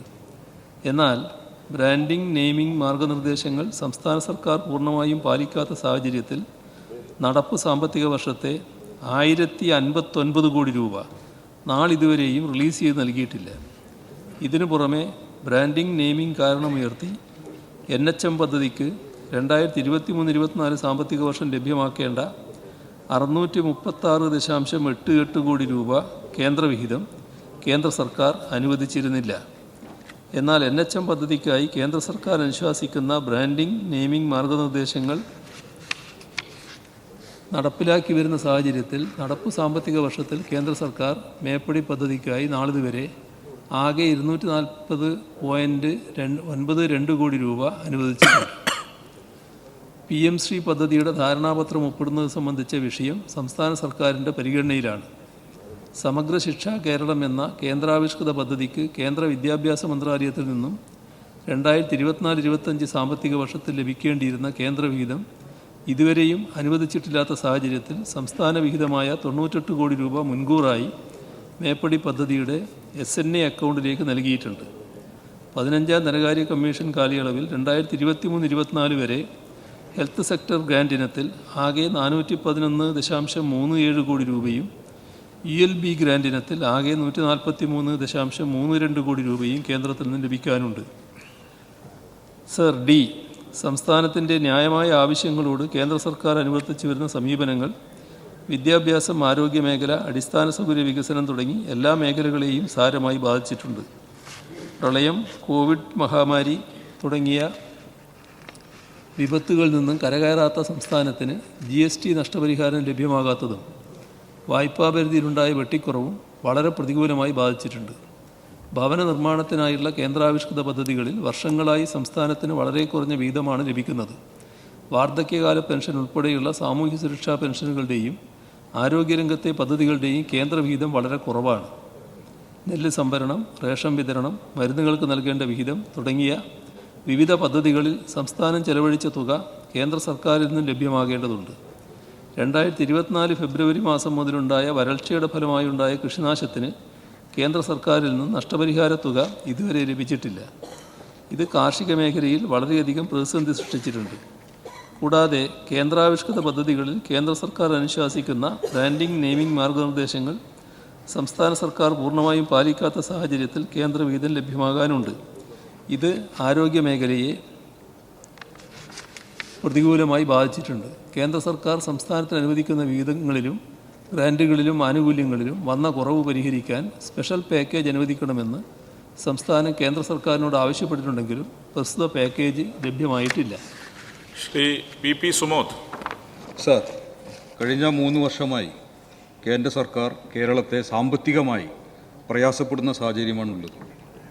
കേന്ദ്ര സർക്കാരിൻ്റെ സാമ്പത്തികമായ ഞെരുക്കമുണ്ടായിട്ട് പോലും ഏതാനും ദിവസങ്ങൾക്ക് മുമ്പുണ്ടായ ഓണം സമൃദ്ധമാക്കാൻ വലിയ ആനുകൂല്യങ്ങളും ക്ഷേമ പെൻഷനുകളും വിപണി ഇടപെടലുമൊക്കെ സംസ്ഥാന സർക്കാർ നല്ല രീതിയിൽ നടത്തി. സർ, എൻ്റെ ചോദ്യം, ഈ ഓണം സമൃദ്ധമാക്കാൻ സർക്കാർ എത്ര കോടി രൂപയാണ് ചിലവാക്കിയത്? ബഹുമാനപ്പെട്ട CM. സർ, അതുമായി ബന്ധപ്പെട്ട കൃത്യമായ കണക്കിപ്പോൾ എൻ്റെ കയ്യിലില്ല. Second question. സർ, കേരളത്തിലെ തദ്ദേശ സ്ഥാപനങ്ങൾക്കുള്ള ധനകമ്മീഷൻ്റെ ഗ്രാൻഡ് അനുവദിക്കലിൽ കേരളത്തോട് തുടർച്ചയായി വെട്ടിക്കുറക്കുന്നത് സർക്കാരിന് ശ്രദ്ധയിൽപ്പെട്ടിട്ടുണ്ടോ? സർ, മാനദണ്ഡങ്ങളിൽ മാറ്റം വരുത്തി കേരളത്തോട് സ്വീകരിക്കുന്ന നിഷേധ സമീപനത്തെ തുടർന്ന് 15ാം ധനകമ്മീഷനിൽ നമുക്ക് കേന്ദ്രം നൽകിയ തുക എത്രയാണ്? ബഹുമാനപ്പെട്ട CM. സർ, ഈ കാര്യത്തിൽ കേന്ദ്ര സമീപനത്തിൽ കാതലായ മാറ്റം വരേണ്ടതായിട്ടുണ്ട്. സംസ്ഥാനങ്ങളോട് പ്രത്യേകമായ ഒരു നിഷേധ സമീപനം തുറന്നു വരുന്നതായിട്ടാണ് കാണുന്നത്. ഇതിൻ്റെ ഭാഗമായി സംസ്ഥാനങ്ങളുടെ ഒരു യോജിച്ച നിലയും സംസ്ഥാനങ്ങൾ യോജിച്ച് ആവശ്യങ്ങൾ ഉയർത്തുന്ന സ്ഥിതിയും പരിഗണിക്കണം എന്ന് കണക്കിലെടുത്താണ് കേരളം മുൻകൈ എടുത്തുകൊണ്ട് ഇവിടെ വിവിധ സംസ്ഥാനങ്ങളിലെ ധനമന്ത്രിമാരുടെ ഒരു യോഗം സംഘടിപ്പിച്ചത്. വളരെ ആരോഗ്യകരമായ ചർച്ചയാണ് അതിൽ ഉയർന്നു വന്നത്. കേന്ദ്ര സർക്കാരിൻ്റെ ഈ സമീപനത്തിൽ തിരുത്തലുകൾ വേണമെന്നുള്ളത് തന്നെയാണ് പൊതുവെ ആ യോഗം അഭിപ്രായപ്പെട്ടത്. അതിന് പിന്നീടും തുടർച്ചയുണ്ടാകുന്നു എന്നുള്ളതാണ് അതിൻ്റെ തുടർച്ചയായി കർണാടക മുഖ്യമന്ത്രി അയച്ച ഒരു കത്ത് കാണിക്കുന്നത്. അദ്ദേഹം ഈ യോഗത്തിൽ അവിടുന്ന് ധനമന്ത്രി പങ്കെടുത്തിരുന്നു. അതിൻ്റെ തുടർച്ചയായി ഈ നടന്ന യോഗത്തിൻ്റെ തുടർച്ചയായി ഞങ്ങളൊരു യോഗം നടത്താൻ ഉദ്ദേശിക്കുന്നു, നിങ്ങൾ പങ്കെടുക്കണമെന്ന് പറഞ്ഞുകൊണ്ടായിരുന്നു അദ്ദേഹത്തിൻ്റെ കത്ത്. അപ്പോൾ അങ്ങനെയുള്ള ചില ഇടപെടലുകൾ വന്നുകൊണ്ടിരിക്കുന്നുണ്ട്. ഏതായാലും ഈ കാര്യത്തിൽ സംസ്ഥാനങ്ങൾ ഒന്നിച്ച് നിന്നുകൊണ്ട് സംസ്ഥാനങ്ങളോട് കാണിക്കുന്ന വിവേചനം അവസാനിപ്പിക്കുന്നതിനുള്ള ശക്തമായ ശബ്ദമുയർത്തൽ തുറന്നും വേണ്ടിവരുമെന്ന് തന്നെയാണ് കാണുന്നത്. ശ്രീ കടകംപള്ളി സുരേന്ദ്രൻ. സർ, നമ്മുടെ സംസ്ഥാനത്തോട് കേന്ദ്ര ഗവൺമെൻറ് കാട്ടുന്നതായിട്ടുള്ള കടുത്ത വിവേചനം, അതിനെ സംബന്ധിച്ച് ബഹുമാനപ്പെട്ട മുഖ്യമന്ത്രി ഇവിടെ സൂചിപ്പിച്ച കാര്യമുണ്ടല്ലോ. നമ്മുടെ വിവിധ സംസ്ഥാനങ്ങളിലെ ധനമന്ത്രിമാരുടെ ഒരു കോൺക്ലേവ് തിരുവനന്തപുരത്ത് സംഘടിപ്പിക്കുകയുണ്ടായി. ആ കോൺക്ലേവിൻ്റെ തുടർച്ചയായിട്ടുള്ള ഒരു മീറ്റിംഗ് അടുത്തതായിട്ട് ചേരാൻ വേണ്ടി പോകുന്നെന്ന് അങ്ങ് പറയുകയുണ്ടായി സാർ. സാർ, നമ്മൾ ഇതുമായി ബന്ധപ്പെട്ട് നമ്മുടെ സംസ്ഥാനത്തിന് അർഹതപ്പെട്ട സാമ്പത്തിക ആനുകൂല്യങ്ങൾ ലഭ്യമാക്കണമെന്ന് പറഞ്ഞുകൊണ്ട് വിവിധ പ്രക്ഷോഭങ്ങൾ തന്നെ നടത്തിയിട്ടുണ്ട്. അങ്ങയുടെ നേതൃത്വത്തിൽ നമ്മുടെ സഭയിലെ മഹാഭൂരിപക്ഷം വരുന്ന നിയമസഭാ അംഗങ്ങൾ ദില്ലിയിൽ നടത്തിയ പ്രക്ഷോഭം, അതിൻ്റെ തുടർച്ചയായിട്ട് സുപ്രീം കോടതിയെ തന്നെ സമീപിച്ച ഒരു സാഹചര്യം, സുപ്രീം കോടതി ആ പ്രശ്നം ഭരണഘടനാപരമായിട്ടുള്ള വിഷയമാണെന്ന് കണ്ടുകൊണ്ട് ഭരണഘടനാ ബെഞ്ചിന് നൽകിയ നടപടി, ഇതിനെല്ലാം തുടർച്ചയായി വിവിധ സംസ്ഥാനങ്ങളിലെ ധനമന്ത്രിമാരെയും സംസ്ഥാനത്തെ മുഖ്യമന്ത്രിമാരെയും കൂട്ടായിട്ട് യോജിപ്പിച്ചുകൊണ്ട് വളരെ ശക്തിയായിട്ടുള്ളൊരു പ്രക്ഷോഭത്തിന് ദില്ലിയിൽ നേതൃത്വം കൊടുക്കാൻ, അതിനാവശ്യമായിട്ടുള്ള നേതൃത്വം കൊടുക്കാൻ അങ്ങ് തയ്യാറാകുമോ സാർ? യെസ്, മുഖ്യമന്ത്രി. സർ, നേരത്തെയുള്ള ചോദ്യത്തിൻ്റെ മറുപടിയിൽ ഞാൻ പറഞ്ഞു, ഇപ്പോൾ നമ്മൾ നടത്തിയ കോൺക്ലേവിൻ്റെ തുടർച്ചയായി ചില പ്രതികരണങ്ങൾ വന്നുകൊണ്ടിരിക്കുകയാണ്. അപ്പോൾ ആ ഘട്ടത്തിൽ ഒന്നിച്ചുള്ള ഒരു ശബ്ദം ഉയർത്താനുള്ള സാഹചര്യം നല്ല നിലക്ക് വന്നുകൊണ്ടിരിക്കുന്നുണ്ട്. അതുകൂടി പരിഗണിച്ച് അത്തരമൊരു ആലോചനയുടെ ഭാഗമായി കാര്യങ്ങൾ തീരുമാനിക്കുന്നതായിരിക്കും ഇന്നത്തെ സാഹചര്യത്തിൽ നന്നാവുക. നമ്മളിപ്പോൾ ബഹുമാനപ്പെട്ട അംഗം ചൂണ്ടിക്കാണിച്ചതുപോലെ ഇതിൽ ഫലപ്രദമായി ഇടപെട്ടിട്ടുണ്ട്. അത് കോടതിയുടെ മുന്നിൽ കിടക്കുന്നുണ്ട്. പ്രക്ഷോഭ രൂപത്തിൽ നമ്മളത് ഉയർത്തിയിട്ടുണ്ട്. ഇനിയും തുടർ നടപടികൾ സ്വീകരിക്കാനുള്ള തയ്യാറെടുപ്പിലുമാണ്. പക്ഷേ ഇപ്പോൾ ഒരു പ്രഖ്യാപനം നടത്തുന്നതിന് പകരം ഒരു കൂട്ടായ്മയുടെ ഭാഗമായ ഒരു പ്രഖ്യാപനം വരുന്നതായിരിക്കും നന്നാവുക എന്നാണ് തോന്നുന്നത്. ശ്രീ കെ രാമേന്ദ്രൻ ചുമതലപ്പെടുത്തിയ പ്രകാരം ശ്രീ കുഞ്ഞമ്മദൂട്ടി മാസ്റ്റർ. കേന്ദ്രം കേരളത്തോട് കാണിക്കുന്ന സാമ്പത്തിക അവഗണനയ്ക്കെതിരായി നമ്മുടെ കേരളത്തിലെ എംപിമാർ പാർലമെൻറ്റിൽ ഫലപ്രദമായി ഇടപെടുന്നുണ്ടോ?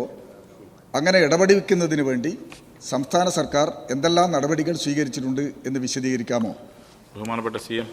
സർ, പുതിയ ലോക്സഭയിലെ അംഗങ്ങളെക്കുറിച്ചാണല്ലോ പറയേണ്ടത്. പുതിയ ലോക്സഭ രൂപീകൃതമായതിനു ശേഷം നമ്മുടെ എംപിമാരെ യോഗം നടന്നിരുന്നു. നല്ല രീതിയിലാണ് അവരുടെ പ്രതികരണങ്ങൾ ഉണ്ടായിട്ടുള്ളത്. ഫലപ്രദമായി ഈ പ്രശ്നങ്ങൾ ഉന്നയിക്കും എന്ന് പറഞ്ഞിട്ടുണ്ട്. ചില കാര്യങ്ങളിൽ കൃത്യമായി ഉന്നയിക്കുന്ന നില സ്വീകരിച്ചിട്ടുമുണ്ട്. നേരത്തെയുള്ള സമീപനത്തിൽ നിന്ന് ചിലരിൽ നല്ല വ്യത്യാസം ഇതിൽ കാണാൻ കഴിയുന്നുണ്ട്. നമുക്ക് ആരോഗ്യകരമായ സമീപനമാണ് ആവശ്യം. കേരളത്തിൻ്റെ പൊതുവായ ആവശ്യം ഒന്നിച്ചുയർത്താൻ കഴിയുക എന്താണ് പ്രധാനം. ആ ഒരു വികാരത്തിൽ തന്നെയാണ് എല്ലാ എംപിമാരും ആ യോഗത്തിൽ സംസാരിക്കുന്ന നില വന്നത്. തുറന്നുള്ള നടപടികളിലും പ്രത്യേക പരാതികൾ അതുമായി ബന്ധപ്പെട്ട് ഉയരുന്നില്ല എന്നതാണ് പറയാനുള്ളത്. ഡോക്ടർ സുജിത് വിജയൻ പിള്ള. സർ, പല സംസ്ഥാനങ്ങളോടും വളരെ വിവേചനപൂർവമായിട്ടുള്ള ഒരു നടപടികളാണ് കേന്ദ്രം എടുക്കുന്നത്. പ്രത്യേകിച്ചും ദുരന്ത നിവാരണത്തിൻ്റെ കാര്യത്തിൽ കേരളത്തിനോടും ഒക്കെ വളരെ വലിയ അവഗണനയാണ് ചെയ്തിരിക്കുന്നത്. ഗ്രാൻറ്റുകൾ അനുവദിക്കുന്ന കാര്യത്തിലും അതങ്ങനെ തന്നെയാണ് സർ. ഇപ്പം മറ്റ് പല സംസ്ഥാനങ്ങളും, ഉദാഹരണത്തിന് ആരോഗ്യ മേഖലയിലാണെങ്കിൽ ഇപ്പം നഴ്സിംഗ് കോളേജുകൾ താലൂക്ക് അടിസ്ഥാനത്തിൽ താലൂക്ക് ആശുപത്രികൾ തുടങ്ങുന്നതിനാണെങ്കിൽ പശ്ചാത്തല സൗകര്യം ഒരുക്കുന്നതിന് കേന്ദ്ര സർക്കാർ അഡ്വാൻസായിട്ട് തുക നൽകുന്നതായിട്ട് കണ്ടുവരുന്നു. അതുപോലെ NQS സ്റ്റാൻഡേർഡ് നമ്മുടെ പ്രൈമറി ഹെൽത്ത് സെൻ്ററുകൾ എല്ലാം അച്ചീവ് ചെയ്യുന്നതിനും ഒക്കെ തന്നെ അഡ്വാൻസായിട്ട് തുക നൽകുമ്പോൾ നമ്മൾ ഈ പദ്ധതികളെല്ലാം പൂർത്തീകരിച്ചു കാലം ഗ്രാൻറ്റുകൾ അനുവദിക്കാതിരിക്കുന്ന ഒരു സാധ്യതയാണ് ഇപ്പോൾ നിലവിലുള്ളത്. ഇതിനെ മറികടക്കുവാൻ എന്ത് നടപടികളാണ് നമ്മൾ മുന്നോട്ട് വെക്കുന്നത്? ഈ കാര്യത്തിൽ ചില പ്രശ്നങ്ങൾ അതീവ ഗുരുതരം തന്നെയാണ്. ചിലത് നമ്മൾ നേരിട്ട് ആദ്യമേ ചെലവിടുകയാണ്. ആ ചെലവിട്ട സംഖ്യ കിട്ടുന്നതിന് കാലതാമസം വരും. ആ കാലതാമസം വരുന്നത് അതേ സമയം ശ്രദ്ധയിൽപ്പെടുത്തുന്നുണ്ട്. കൂടുതൽ ഗൗരവമായി ഇടപെടുക എന്നുള്ളതാണ് ഈ കാര്യത്തിൽ തുറന്ന് സ്വീകരിക്കേണ്ടത് എന്ന് തന്നെയാണ് കാണുന്നത്. അതിലൊരു നീതീകരണമില്ലാത്ത സമീപനം ചില ഘട്ടങ്ങളിൽ കേന്ദ്ര ഗവൺമെൻറ്റിൻ്റെ ഭാഗത്തു നിന്നുണ്ടാകുന്നുണ്ട്. ഇപ്പോൾ നമ്മുടെ സംസ്ഥാനത്തിൻ്റെ കടമെടുപ്പ്, അതിൻ്റെ വായ്പാ പരിധിയൊക്കെ നിശ്ചയിക്കുമ്പോൾ, കടമെടുക്കാനുള്ള പരിധി നിശ്ചയിക്കുമ്പോൾ നേരത്തെ ഉള്ള ചില കണക്കുകൾ പറഞ്ഞുകൊണ്ട് അത് ബാധകമാക്കി പരിധി കുറക്കുന്ന അവസ്ഥ വരെ സ്വീകരിച്ചിട്ടുണ്ട്. അപ്പോൾ അത്തരമൊരു പ്രശ്നം ശരിയല്ലല്ലോ എന്നത് കേന്ദ്ര ഗവൺമെൻറ് ശ്രദ്ധയിൽപ്പെടുത്തുമ്പോൾ നേരിട്ടുള്ള സംസാരത്തിൽ അത് നിഷേധിക്കാൻ അവർക്ക് കഴിയുന്നില്ല. അങ്ങനെയുണ്ടെങ്കിൽ ഞങ്ങളത് പരിശോധിക്കാമെന്ന് പറയുന്ന നില പ്രധാനമന്ത്രിയിൽ നിന്ന് പോലും ഉണ്ടായിട്ടുണ്ട്.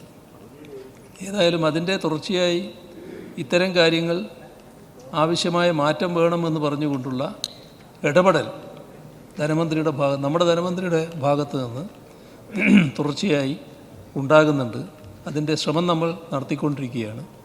ഈ പറയുന്ന നിയന്ത്രണങ്ങൾ നമ്മുടെ പരിധിയുടെ കാര്യത്തിൽ വന്നിട്ടുള്ള വെട്ടിക്കുറവുകൾ, നമുക്ക് നൽകേണ്ട തുക കൃത്യമായി നൽകാത്തത്, അത്തരം കാര്യങ്ങളിലൊക്കെയുള്ള തുടർ പ്രവർത്തനങ്ങൾ നമ്മൾ തുറന്നുകൊണ്ടിരിക്കുകയാണ്. അത് ഇനിയും ശക്തിപ്പെടുത്തുക എന്നുള്ളത് തന്നെയാണ് കാണുന്നത്. ചോദ്യം നമ്പർ 6 ശ്രീ മുഹമ്മദ് മൊഹസിൻ, ബഹുമാനപ്പെട്ട തദ്ദേശ സ്വയംഭരണം എക്സൈസ് പാർലമെന്ററി കാര്യ വകുപ്പ് മന്ത്രി. മിനിസ്റ്റർ ടേബിൾ ചെയ്ത ചോദിക്കായിരുന്നു. ആൻസർ കുറച്ച് പ്രധാനപ്പെട്ട ഭാഗം മാത്രം പറയാം. സർ, ഉണ്ട്. കേരളത്തിൽ നടപ്പാക്കിയിട്ടുള്ള ദാരിദ്ര്യ നിർമ്മാർജ്ജന പ്രവർത്തനങ്ങൾ രാജ്യാന്തര ശ്രദ്ധ ആകർഷിച്ചിട്ടുണ്ട്. 2021 വർഷത്തിൽ നീതി ആയോഗ് പ്രസിദ്ധീകരിച്ച കണക്കുകൾ പ്രകാരം 0.71% ദാരിദ്ര്യത്തോടെ ഇന്ത്യയിലെ ഏറ്റവും ദാരിദ്ര്യം കുറഞ്ഞ സംസ്ഥാനമായിരുന്നു കേരളം. എന്നാൽ 2024 ജൂലൈ മാസം നീതി ആയോഗ് പ്രസിദ്ധീകരിച്ച SDG ഇൻഡെക്സ് 2023-24 പ്രകാരം head count rate as per the multi dimensional poverty index കേരളത്തിൻ്റേത് 0.55% മാത്രമാണ്. മൾട്ടി ഡയമെൻഷണൽ പോവർട്ടിയുടെ ആകെ ജനസംഖ്യയിൽ 0.55% മാത്രമാക്കിയിട്ട് നമുക്കത് കുറയ്ക്കാൻ കഴിഞ്ഞിട്ടുണ്ട്. ബാക്കി വിശദാംശങ്ങളിലേക്ക്. സർ, പദ്ധതി 2ാം വർഷം പൂർത്തിയാക്കുന്ന ഘട്ടമാണ്. ആകെ കണ്ടെത്തിയ 64,006 കുടുംബങ്ങളിൽ ഇതുവരെ 35,859 കുടുംബങ്ങളെ 56.02% അതിദാരിദ്ര്യത്തിൽ നിന്ന് മോചിപ്പിക്കാനായിട്ടുണ്ട്. ബാക്കി ഞാൻ മേശപ്പുറത്ത് വയ്ക്കും. Thank you. ശ്രീ മുഹമ്മദ് മൊഹസിൻ, പെട്ടെന്ന്. സർ, ഇന്ത്യയിലെ ഏറ്റവും ദാരിദ്ര്യം കുറഞ്ഞ സംസ്ഥാനം കേരളമാണ് എന്നതിൽ നമുക്ക് അഭിമാനിക്കാവുന്ന കാര്യമാണ്. ഈ അതിദാരിദ്ര്യം കുറക്കുന്നതിന് വേണ്ടി അങ്ങ് പറഞ്ഞതുപോലെ തന്നെ മികച്ച പ്രവർത്തനങ്ങളാണ് വിവിധ പദ്ധതികളുമായി നടക്കുന്നത്. എൻ്റെ ചോദ്യം, അതിദാരിദ്ര്യം കുറക്കുമ്പോഴും രോഗികളായിട്ടുള്ള വൃദ്ധ ദമ്പതികൾ, വേറെ ആരുമില്ലാത്ത ആളുകൾ, അതോടൊപ്പം തന്നെ ഭിന്നശേഷിക്കാരായ കുട്ടികൾ, അവരുടെ രക്ഷിതാക്കൾ പ്രായമായി അതിൻ്റെ ശേഷം എന്ത് ചെയ്യുന്ന ആശങ്കയിലുള്ള ആളുകൾ, ഇവരെ സമൂഹം ഇവരെ ഏറ്റെടുക്കാൻ, കാരണം ഇവരെ വേറെ നിവൃത്തിയൊന്നുമില്ല, അപ്പോൾ അവരെ ഏറ്റെടുക്കാൻ, സമൂഹത്തിന് ഏറ്റെടുക്കാനുള്ള പദ്ധതി ആവിഷ്കരിച്ച് നടപ്പിലാക്കുന്നുണ്ടോ എന്നുള്ളത്, അല്ലെങ്കിൽ ചെയ്യാൻ ശ്രമിക്കുമോ? സാർ, ബഹുമാനപ്പെട്ട പ്രതിപക്ഷാംഗങ്ങളെ ചോദ്യോത്തര വേളയിലേക്ക് സ്വാഗതം ചെയ്യുകയാണ്. ബഹുമാനപ്പെട്ട അംഗം ഇവിടെ ചൂണ്ടിക്കാണിച്ചതുപോലെ ഇപ്പോൾ അതിദാരിദ്ര്യത്തിൽ കഴിയുന്ന കുടുംബങ്ങളെ അതിൽ നിന്ന് മോചിപ്പിക്കാൻ ഉള്ള ശ്രമങ്ങൾ നടന്നുകൊണ്ടിരിക്കുകയാണ്. തദ്ദേശ സ്ഥാപനങ്ങളുടെ നേതൃത്വത്തിലാണ് ആ പ്രവർത്തനങ്ങൾ നടന്നുകൊണ്ടിരിക്കുന്നത്. അതിലാണ് 56% അതിൽ നിന്ന് മോചിപ്പിച്ചു എന്ന് പറഞ്ഞത്. ഓരോ കുടുംബത്തിനും പ്രത്യേകം മൈക്രോ പ്ലാൻ തയ്യാറാക്കിയിട്ടാണ് ആ മൈക്രോ പ്ലാനിൻ്റെ അടിസ്ഥാനത്തിൽ എന്താണ് അതിദാരിദ്ര്യത്തിന് കാരണമായ ഘടകം എന്ന് കണ്ടെത്തി, അല്ലെങ്കിൽ ഘടകങ്ങൾ എന്ന് കണ്ടെത്തി, ആ ഘടകങ്ങളെ അഭിസംബോധന ചെയ്യാനും പരിഹരിക്കാനും ഉതകുന്ന തരത്തിലുള്ള പ്രത്യേകം മൈക്രോ പ്ലാനുകൾ ആവിഷ്കരിച്ചുകൊണ്ടാണ് ഈ പദ്ധതി നടപ്പാക്കിക്കൊണ്ടിരിക്കുന്നത്.